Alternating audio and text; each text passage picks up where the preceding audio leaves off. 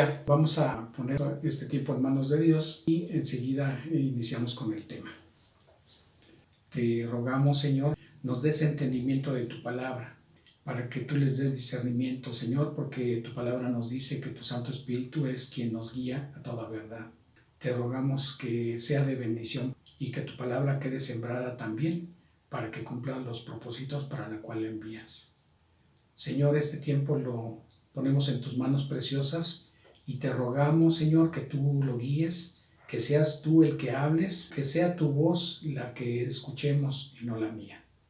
Señor, te damos la gloria y la honra por todo ello, rogándote y agradeciéndote en el precioso nombre de Cristo Jesús, nuestro Salvador. Amén.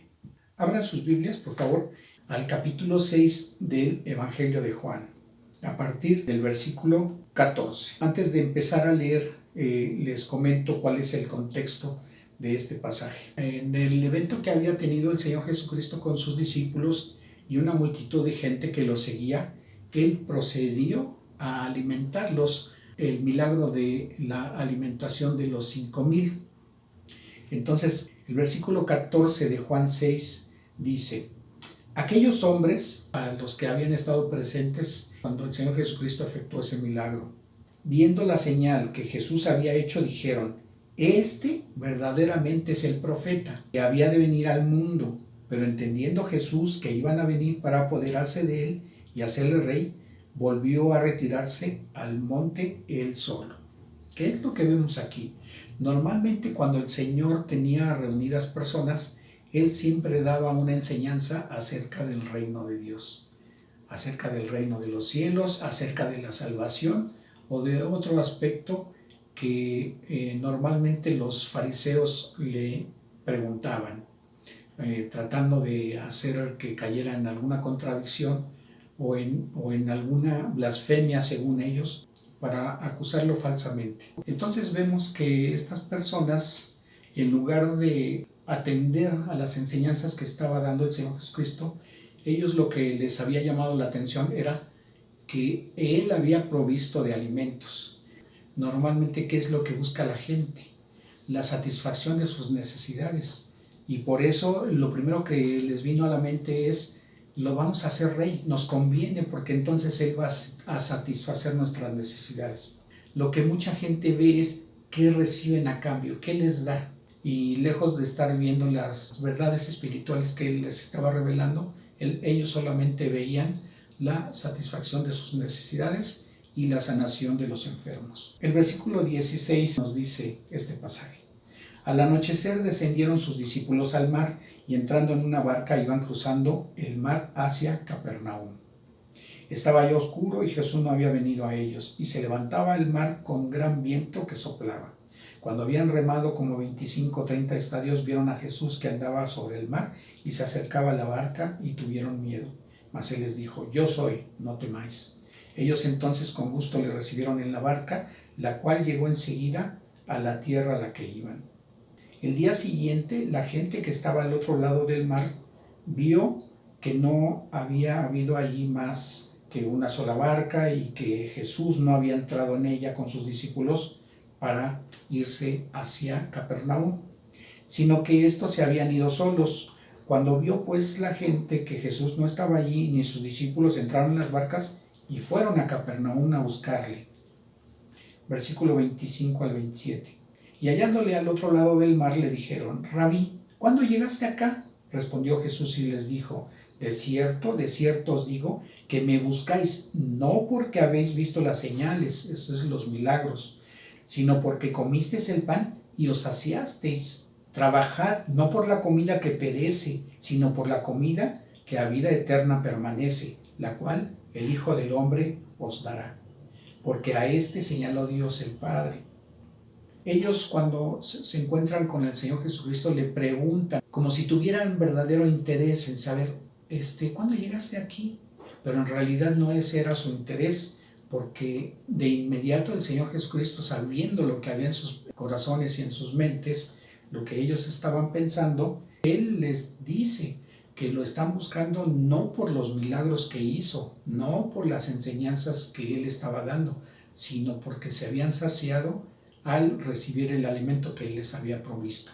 Entonces ellos en realidad buscaban con cierto interés el seguirle. ¿Y qué es la afirmación que les hace Él en el versículo 27? Él les está diciendo: trabajad no por la comida que perece, sino por la comida que a vida eterna permanece. ¿Por qué les está diciendo esto? Bueno, si no tenían interés en escucharme, pero a ustedes en realidad no les dio mucho trabajo, mucha dificultad el hacer el esfuerzo de trasladarse del lugar de donde estaban hasta Capernaum. Y entonces el Señor les está diciendo: no se esfuercen por las cosas que ustedes saben que son necesarias en su vida cotidiana, sino esfuércense por el alimento que el Hijo del Hombre les va a dar y que es para vida eterna. ¿Cuántas veces las personas buscan a Dios, pero no con un fin de tener una comunión con Él, sino que solo le buscan cuando se ven en problemas por falta de trabajo, por enfermedad o por alguna situación, alguna circunstancia que se sale del control de sus manos? Entonces es cuando voltean sus rostros y tratan de que Dios les ayude. Pero la mayoría obtienen lo que esperan y se alejan de Dios. Ya no les interesa en realidad tener una comunión con Él, sino solamente satisfacer la necesidad para la cual lo buscaron. Y en ese sentido Él hace esta observación. Si nosotros recordamos lo que dice Mateo en el capítulo 6 del versículo 25 al 33, la Escritura nos dice: por tanto os digo, no os afanéis por vuestra vida, qué habéis de comer o qué habéis de beber, ni por vuestro cuerpo, qué habéis de vestir. ¿No es la vida más que el alimento y el cuerpo más que el vestido? No os afanéis pues diciendo: ¿qué comeremos o qué beberemos o qué vestiremos? Pero vuestro Padre Celestial sabe que tenéis necesidad de todas estas cosas. Y nos dice en el versículo 33, mas buscad primeramente el reino de Dios y su justicia, y todas estas cosas os serán añadidas. ¿Qué es lo que nos está diciendo Dios? Que primero tratemos de buscar una relación personal, una relación íntima con Él, de comunión. Y entonces nosotros no tendremos que estarnos afanando por esas cosas que son necesarias para nuestra vida cotidiana, porque Él aquí nos está afirmando que nuestro Padre Celestial sabe que tenemos necesidad de todo ello, pero cuando nos enfocamos a buscar el reino de Dios y su justicia, Dios nos va a añadir todas esas cosas. En Juan 6, 28 y 29 la Escritura nos dice: entonces le dijeron: ¿qué debemos hacer para poner en práctica las obras de Dios? Respondió Jesús y les dijo: esta es la obra de Dios, que creáis en el que Él ha enviado. Los 30 y 31 le dijeron entonces: ¿qué señal pues haces tú para que veamos y te creamos? ¿Qué obra haces? Nuestros padres comieron el maná del desierto, como está escrito: pan del cielo les dio a comer. El Señor Jesucristo en el versículo 32 al 33, Él les dice: de cierto os digo, no os dio Moisés el pan del cielo, mas mi Padre os da el verdadero pan del cielo. Porque el pan de Dios es aquel que descendió del cielo y da vida al mundo. En el momento en que ellos le están diciendo al Señor que se sienten orgullosos porque sus padres en el desierto recibieron el maná, el Señor Jesucristo les hace la observación que no fue Moisés el que les proveyó de ese maná, sino que están olvidando darle la gloria a Dios, porque Él es el que verdaderamente les estuvo proveyendo de ese alimento. En el versículo 35, el Señor Jesucristo les dice: yo soy el pan de vida, el que a mí viene nunca tendrá hambre, y el que en mí cree no tendrá sed jamás. Mas os he dicho que aunque me habéis visto, no creéis. A la petición de ellos en el momento en que le dicen: bueno, ¿qué milagro puedes hacer más tú para que te creamos? El Señor Jesucristo les está diciendo que ante ellos Él ha hecho milagros, pero aunque lo han visto, aún así no le creen.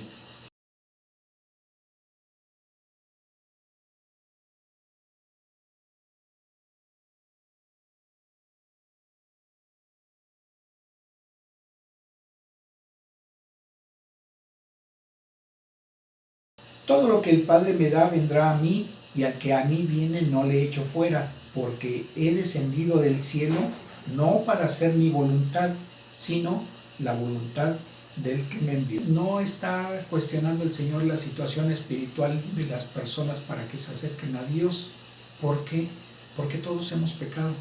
Y entonces Él hace a un lado esa condición en el sentido de no desechar a nadie que quiera acercarse. Pero a la vez está diciendo que nadie por sí mismo busca a Dios, porque en el libro de Romanos también nos dice la palabra que nadie busca a Dios. Y eso nos indica que solamente cuando Dios Padre, a través del Espíritu Santo, está obrando en la vida de alguien, es cuando se despierta ese interés y cuando se despierta esa intención de quererle creer a Dios. Versículo 40, el Señor Jesucristo también les está diciendo, y esta es la voluntad del que me ha enviado, que todo aquel que vea al Hijo y cree en Él tenga vida eterna, y yo le resucitaré en el día postrero. Y esto nos recuerda también lo que dice Juan 3:16, porque de tal manera amó Dios al mundo que ha dado a su Hijo unigénito, o sea, a Jesucristo, para que todo aquel que en Él cree no se pierda.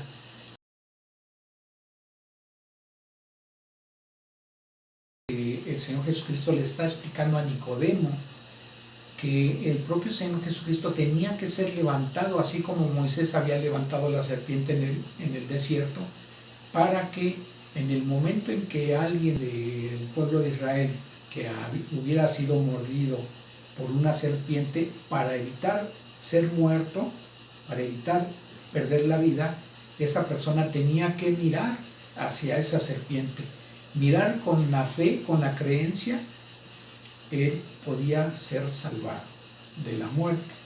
Y entonces de esa manera, cuando el Señor Jesucristo hubiera sido crucificado, la persona que quisiera tener la salvación, lo único que tenía que hacer es mirar esa obra redentora, la cual estaba efectuando el Señor Jesucristo a través de su padecimiento en esa cruz, para apropiarse de ese sacrificio y a través de creerle y arrepentirse de sus pecados, la persona pudiera tener la salvación. Y no solamente la salvación, sino recibir la vida eterna y poder ser resucitado por el Espíritu Santo en el día postrero.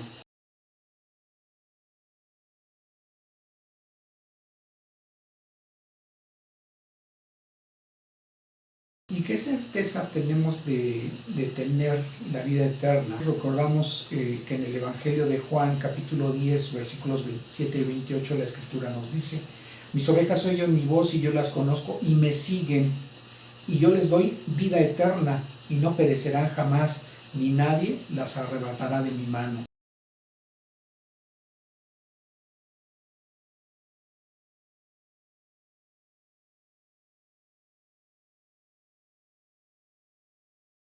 En Juan 5:24 el Señor nos dice: de cierto os digo, el que oye mi palabra y crea al que me envió tiene vida eterna, y no vendrá a condenación, porque ha pasado de muerte a vida. Y la certeza también la tenemos en la primera carta de Juan, en el capítulo 5, versículos 11 y 12, que nos dice: este es el testimonio, que Dios nos ha dado vida eterna, y esta vida está en su Hijo.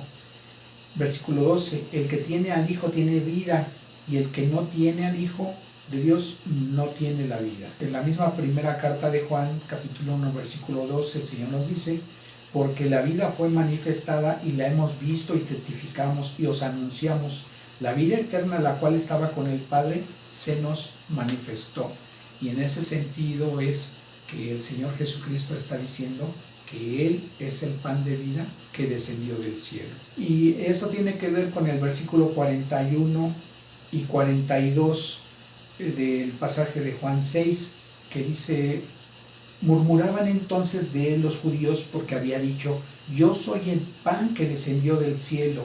Y decían: ¿no es este Jesús, el hijo de José, cuyo padre y madre nosotros conocemos?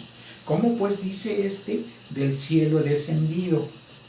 Bien, muchas veces en los pasajes de los evangelios vemos que constantemente lo estaban cuestionando a él. Si nosotros recordamos lo que dice Juan 5:21, la Escritura dice que el Señor habló diciendo, porque como el Padre levanta a los muertos y les da vida, así también el Hijo a los que quiere da vida. Y en ese sentido Él se estaba igualando a la deidad, no estaba mintiendo. Dijo Juan el Bautista, yo soy la voz de uno que clama en el desierto, enderezad el camino del Señor, como dijo el profeta Isaías. Esto está en Isaías capítulo 40, en el versículo 3. Voz que clama en el desierto, preparad el camino a Jehová, enderezad calzada en la soledad a nuestro Dios. Si en esa profecía el profeta Isaías está diciendo que iba a haber una voz clamando en el desierto para preparar el camino a Dios, porque lo está nombrando, dice preparar el camino a Jehová. Y Juan el Bautista hace la presentación del Señor Jesucristo cuando dice, he ahí el Cordero de Dios que quita el pecado del mundo. Debían de haber entendido los judíos y sobre todo estas personas que fueron a preguntarle, porque no se trataba de cualquier judío, eran levitas, eran sacerdotes y además eran parte de los fariseos, y nosotros entendemos que ellos conocían las escrituras. Entonces, si les estaban citando las escrituras, ellos tendrían que haber verificado en ellas. En el versículo 24 del Evangelio de Juan, capítulo 1, dice, y los que habían sido enviados eran de los fariseos.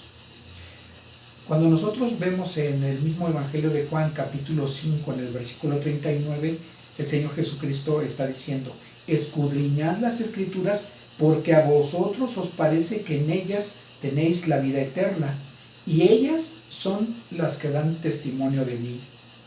Entonces, cuando a él lo cuestionaron, él en varias ocasiones él manifestó ser el Hijo de Dios. En muchas de esas ocasiones ellos lo querían apedrear porque decían que estaba blasfemando al compararse que tenía una naturaleza divina. Pero si él les está diciendo también, escudriñen las escrituras, es lo que ellos tendrían que haber hecho. No solamente cuestionarlo, porque además ellos estaban viendo los milagros que el Señor Jesucristo hacía. Y eso era evidencia de que tenía una procedencia divina. En el momento en que ellos estaban diciendo, recordan 6:41 y 42, cuando ellos murmuran y decían entre ellos, ¿acaso no es su papá José y conocemos a su mamá? O sea, ¿cómo es posible que diga él que tiene naturaleza divina si nosotros sabemos que es una persona humana como nosotros? Pero también cuando el Señor Jesucristo les está diciendo que escudriñen las escrituras, y a la vez Juan el Bautista les había dicho que él se identificaba con esa profecía que había dicho Isaías cuando mencionaba, yo soy la voz que clama en el desierto. Entonces tendrían que empezar a relacionar pasajes, y dos de ellos lo vemos, uno en Isaías 7:14, cuando dice Dios, por tanto el Señor mismo os dará señal, he aquí que la Virgen concebirá y dará a luz un hijo, y llamará su nombre Emmanuel, que traducido es Dios en medio de nosotros o Dios con nosotros. Si esa profecía la comparaban con la que está en Isaías capítulo 9, versículo 6, la profecía dice, porque un niño nos es nacido, hijo nos es dado, y el principado sobre su hombro, y se llamará su nombre admirable, consejero, Dios fuerte, Padre eterno, príncipe de paz. Entonces esa profecía está diciendo que iban a tener la presencia de un bebé, porque está hablando del nacimiento de un bebé. Entonces tendrían ellos que haber cuestionado, oye, Jesús no será aquel niño de la cual le estaba diciendo la profecía a Isaías, porque él está afirmando que tiene naturaleza divina, y ese pasaje nos hablaba de un niño con naturaleza divina, desde el momento en que inclusive se le identifica con esos nombres que solamente le son aplicados a Dios. En Juan 6:43 el Señor Jesucristo les responde y les dijo, no murmuréis entre vosotros. Ninguno puede venir a mí si el Padre que me envió no le trajere, y yo le resucitaré en el día postrero.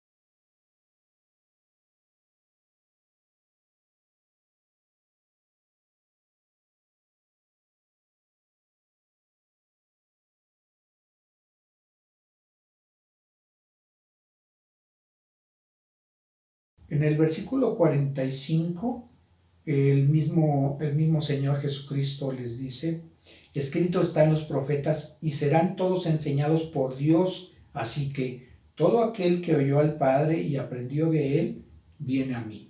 Cuando nosotros vemos que aquí el Señor Jesucristo está diciendo que todos serán enseñados por Dios,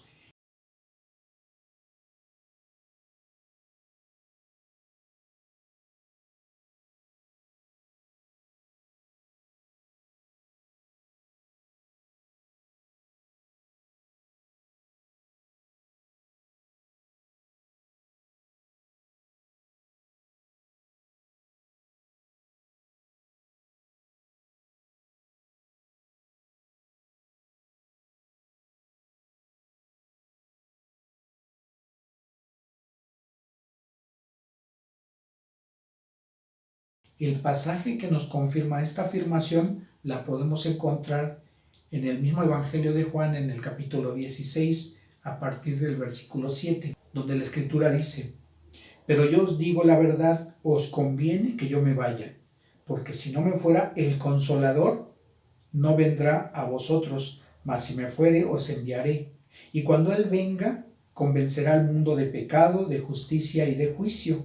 De pecado, por cuanto no creen en mí; de justicia, por cuanto voy al Padre y no me veréis más; y de juicio, por cuanto el príncipe de este mundo ha sido ya juzgado.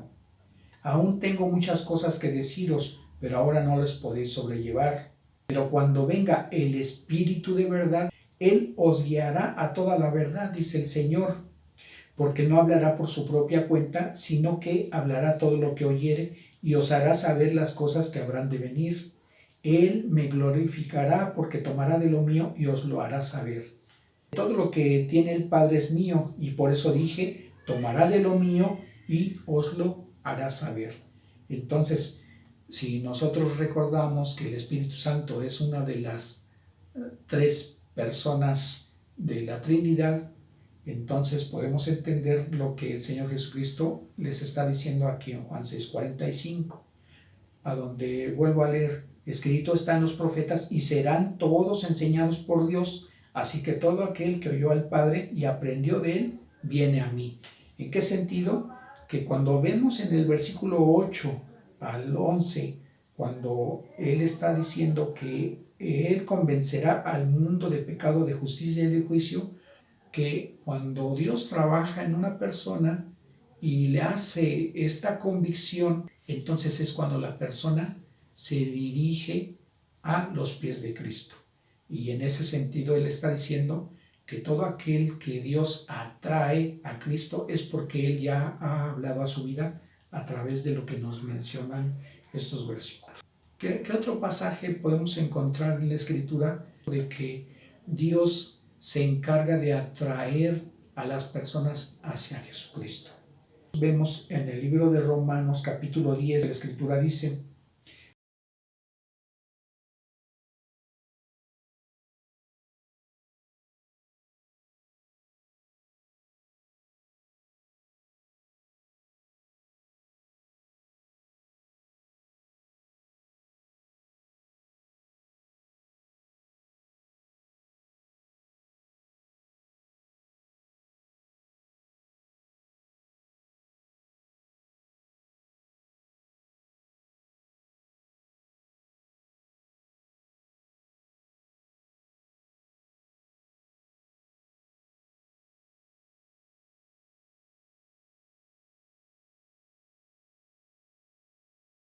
porque todo aquel que invocare el nombre del Señor será salvo. Pero dice el versículo 14, ¿cómo pues invocarán a aquel en el cual no habían creído? ¿Y cómo creerán en aquel de quien no han oído? ¿Y cómo oirán sin haber quien les predique? Versículo 15 dice, ¿y cómo predicarán si no fueren enviados? Como está escrito, cuán hermosos son los pies que anuncian la paz de los que anuncian las buenas nuevas. ¿Qué nos da a entender este pasaje? Que cuando alguien invoca el nombre del Señor Jesucristo para reconocerlo como Salvador, primero tuvieron que haber creído en Él. Pero para creer en Él, primero tendrían que haber oído acerca de Él. Pero para haber escuchado acerca de Él, tendría que haber alguien que les tuvo que haber predicado primero. Pero para que hubiera alguien que les hubiera predicado acerca de Cristo, entonces esa persona que les predicó, directa o indirectamente, tuvo que haber sido enviada de parte de Dios. ¿Y qué fue lo que tuvo que haber predicado? ¿Qué es lo que tuvo que haber hablado? Obviamente el Evangelio, las buenas noticias. Cuando una persona tiene un nuevo nacimiento y se hace creyente de Cristo, en ese momento Dios lo hace uno de sus colaboradores. Y en ese sentido, cuando alguien te está predicando el Evangelio, debieras entender que no es la persona, sino es Dios el que está enviando a esa persona a predicarte, porque Él quiere atraerte, Él quiere llevarte a Cristo, porque a través de la obra redentora que hizo el Señor Jesucristo, Él te va a llevar al Padre, y a través de Él vas a tener el perdón de tus pecados, a través de Él vas a tener la redención, a través de Él vas a tener la vida eterna. Dice en el versículo 16, mas no todos obedecieron al Evangelio, pues Isaías dice, Señor, ¿quién ha creído a nuestro anuncio? Y si nosotros observamos aquí en este versículo 16 que no todos obedecieron, quiere decir que obedecer el Evangelio es un mandamiento de Dios. Entonces, cuando una persona no quiere creer, está desobedeciendo a Dios en ese sentido. Él solamente está rechazando, Dios esté hablando a su vida y el que Dios le quiera dar la vida eterna, el que Dios le quiera dar el perdón de sus pecados. En Romanos 10:17 dice también la Escritura, así que la fe es por el oír y el oír por la palabra de Dios. Entonces una cosa nos está llevando a la otra. En el momento en que una persona está escuchando el Evangelio, también Dios le da esa gracia, ese don de poder tener fe, de poder creer, pero la decisión no la toma Dios, la decisión la toma la persona. Dios te presenta la oportunidad de tener el perdón de tus pecados, Dios te presenta la oportunidad de ser salvo, pero tú tomas la decisión de creerle o no. Entonces, tú en ese momento estás tomando la decisión de que cuando mueras, una eternidad en la presencia de Dios, gozando de sus bendiciones. O vas a pasar una eternidad en una condenación en el infierno. Entonces, no debiera haber personas que digan, cuando uno les pregunta, oye, ¿y cuando te mueras, a dónde crees que vas a ir? Y la persona te diga, pues a donde me mande Dios, porque eso no es así. La decisión la toman las personas aquí, la decisión la toman las personas cuando les es presentado el Evangelio, porque de ellas depende a dónde se encuentren en la eternidad. Y no es Dios el que toma la decisión. Dios ya hizo la provisión por todo el mundo en el momento en que nos está diciendo Juan 3:16 que de tal manera amó Dios al mundo para que todo aquel que en Él cree no se pierda, sino que tenga la vida eterna. Entonces, Dios está haciendo la provisión para todo el mundo.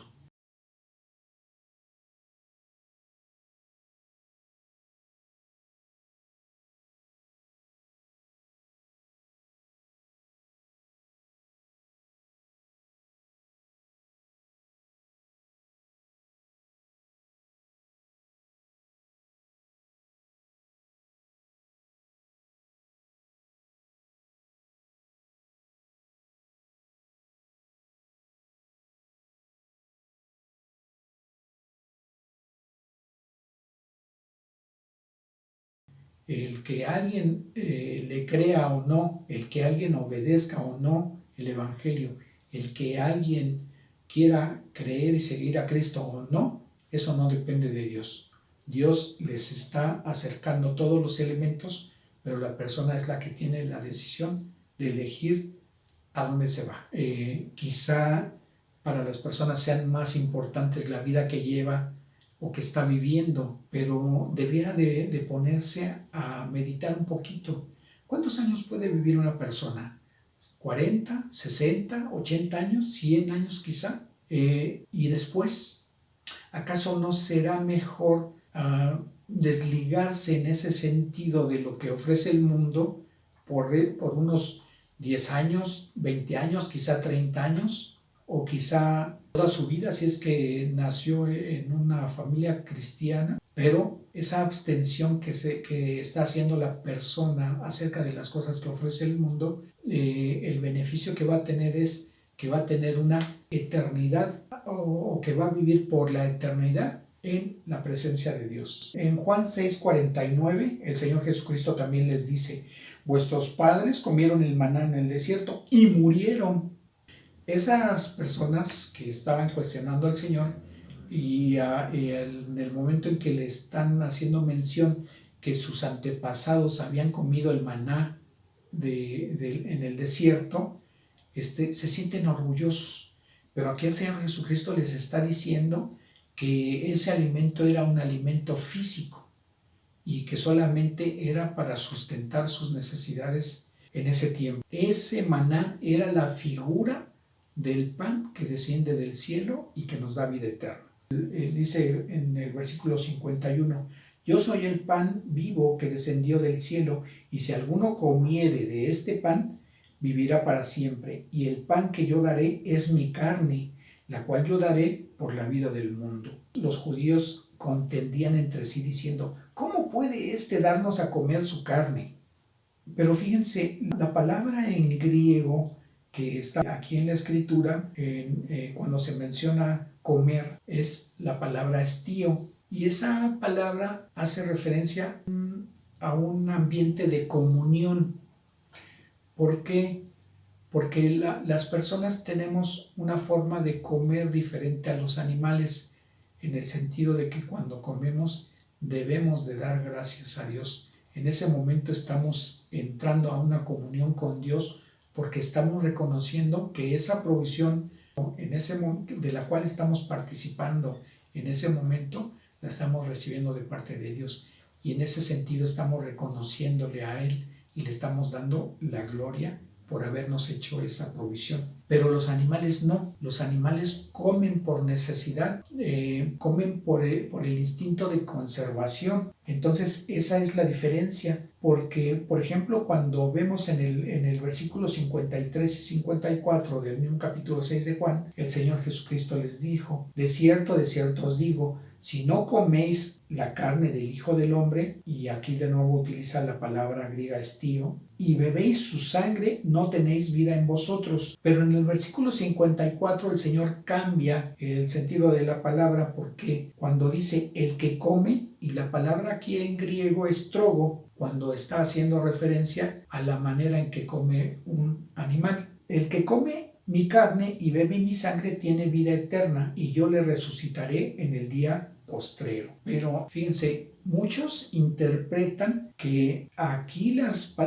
dos palabras griegas que está diciendo, efectivamente el Señor les está diciendo que tienen que comer su carne, que tienen que masticarla, que tienen que tragarla y que tienen que beber su sangre, que literalmente está diciendo que eso es lo que tienen que hacer, pero no es así. El Señor en el sentido en que lo está diciendo es que con la misma necesidad que se tiene de tomar alimentos para subsistir, y en la misma forma en que se toman los alimentos para tener esa comunión con Él, debiéramos de comerlo a Él en ese sentido, en un sentido figurado, como asimilando esa misma necesidad para vivir. En el versículo 56, el mismo Señor Jesucristo les dice: el que come mi carne y bebe mi sangre, en mí permanece y yo en él. Y dice en Juan 6:58, este es el pan que descendió del cielo, no como vuestros padres comieron el maná y murieron. El que come de este pan vivirá eternamente. En el versículo 60 dice, al oírlas, muchos de sus discípulos dijeron, dura es esta palabra, ¿quién la puede oír? Sabiendo Jesús en sí mismo que sus discípulos murmuraban de esto, les dijo, ¿esto os ofende? Versículos 63 y 64. El espíritu es el que da vida, la carne para nada aprovecha. Las palabras que yo os he hablado son espíritu y son vida.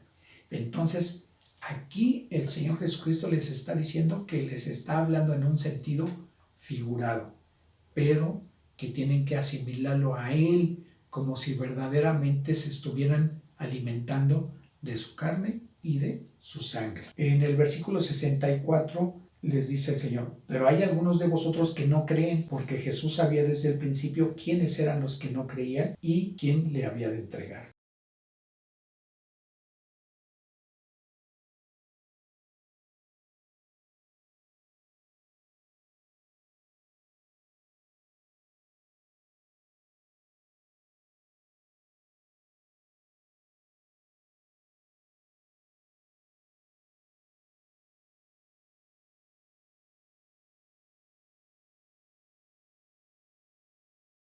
En el versículo 66 al 69 este pasaje nos dice, desde entonces muchos discípulos volvieron atrás y ya no andaban con él. Dijo entonces Jesús a los 12, ¿queréis acaso irnos también vosotros? Le respondió Simón Pedro, Señor, ¿a quién iremos? Tú tienes palabras de vida eterna, y nosotros hemos creído y conocemos que tú eres el Cristo, el Hijo del Dios viviente. ¿Qué podemos resumir de este pasaje que nos habla el Evangelio de Juan en el capítulo 6? Que ya de antemano el Señor Jesucristo estaba diciendo que nosotros nos tendríamos que apropiar del sacrificio de su cuerpo. ¿En qué sentido? De que Él estaba ofreciendo su cuerpo para el perdón de nuestros pecados y que su sangre también la estaba dando al ser derramada en la cruz del Calvario para que nuestros pecados fueran lavados. Fíjense lo que nos dice Lucas en el capítulo 22 a partir del versículo 15. Y les dijo, ¿cuánto he deseado comer con vosotros esta Pascua antes que padezca? Porque os digo que no la comeré más hasta que se cumpla en el reino de Dios. Y habiendo tomado la copa, dio gracias y dijo, tomad esto y repartidlo entre vosotros, porque os digo que no beberé más del fruto de la vid hasta que el reino de Dios venga. Y tomó el pan y dio gracias y lo partió y les dio diciendo, esto es mi cuerpo, que por vosotros es dado, haced esto en memoria de mí. De igual manera, después que hubo cenado, tomó la copa diciendo, esta copa es el nuevo pacto en mi sangre, que por vosotros se derrama. No les estaba dando físicamente a que se lo comieran, ni tampoco les estaba diciendo que se bebieran su sangre. El pan y el vino que estaba siendo consumido en esa celebración era solamente un símbolo. Ya de antemano, como vimos en Juan 6, Él ya les había explicado que tendríamos nosotros que asimilar el sacrificio de su cuerpo y el ofrecimiento de su sangre para el perdón de nuestros pecados, porque al ser derramada su sangre, eso nos iba a hacer sobre nosotros la expiación de nuestros pecados. El Señor en Juan 3:16 nos está diciendo que de tal manera amó Dios al mundo, es porque el Padre primeramente tuvo que estar dispuesto a que su Hijo fuera sacrificado por nosotros. Segundo, que el propio Señor Jesucristo estuvo dispuesto a ofrecer su vida para que nosotros pudiéramos tener salvación.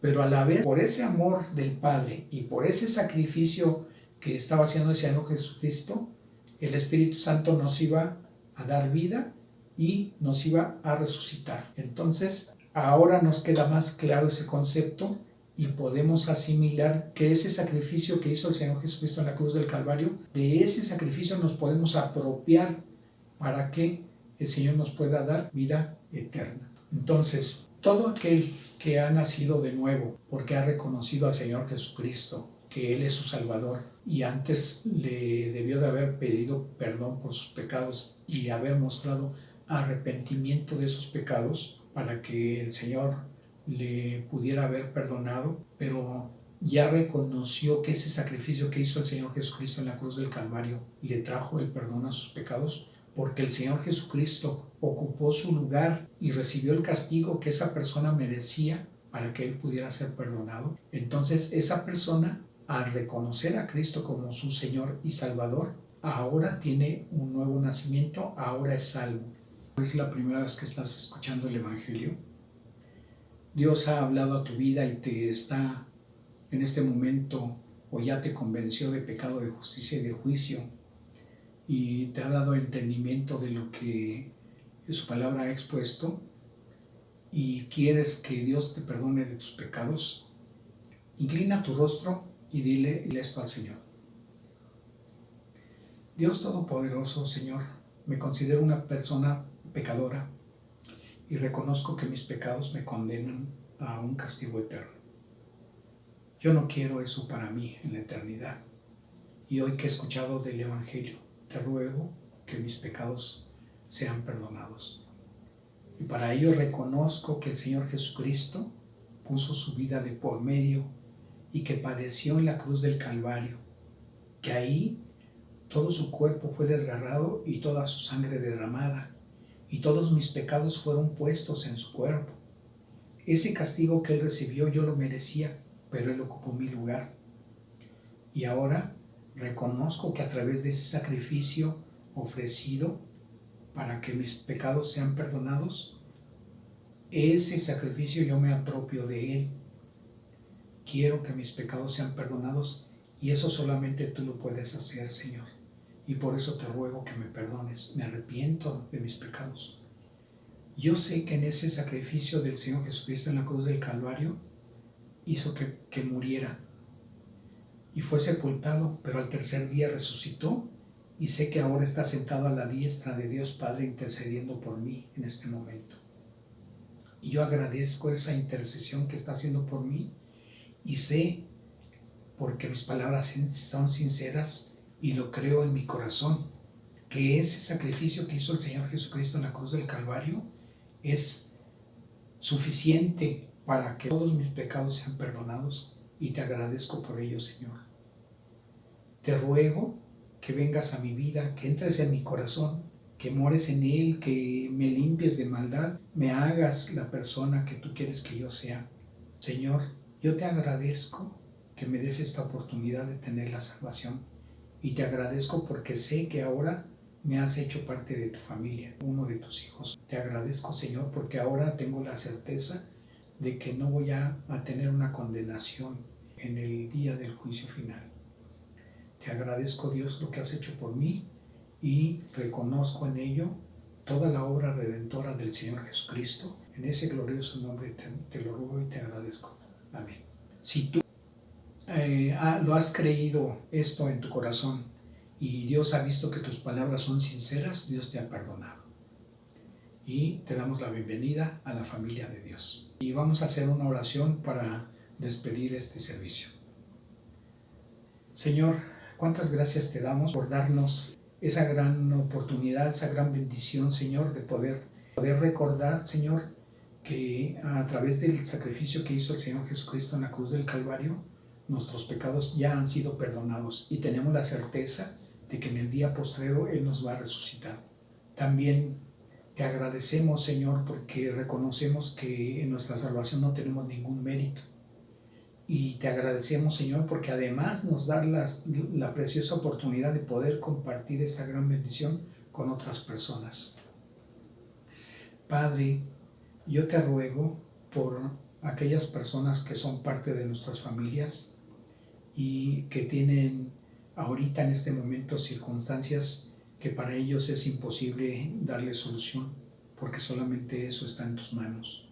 Te agradecemos la salud que tú nos permites tener, Señor, para aquellos que no tienen un trabajo estable, Señor. Te rogamos en tu bondad que tú les permitas tener uno. Pero a todos, Señor, te rogamos que no les falte tu provisión en la mesa. Te Rogamos, Señor, porque tú nos sigas dando entendimiento de tu palabra y sobre todo, Señor, que tu palabra pueda ser difundida y tenga un alcance, Señor, para gloria y honra tuya y para que puedan recibir tu misericordia muchas personas más, Señor. Te agradecemos el uso que nos permites hacer de estos medios de gracia, Señor, para ser útiles en tus manos preciosas. Y te damos la gloria y la honra en el glorioso nombre que es sobre todo nombre, que es de nuestro Señor Jesucristo, por quien también te rogamos, Señor, tu bendición para todos los que nos siguen. Amén. Y les deseamos que Dios les bendiga. Gracias.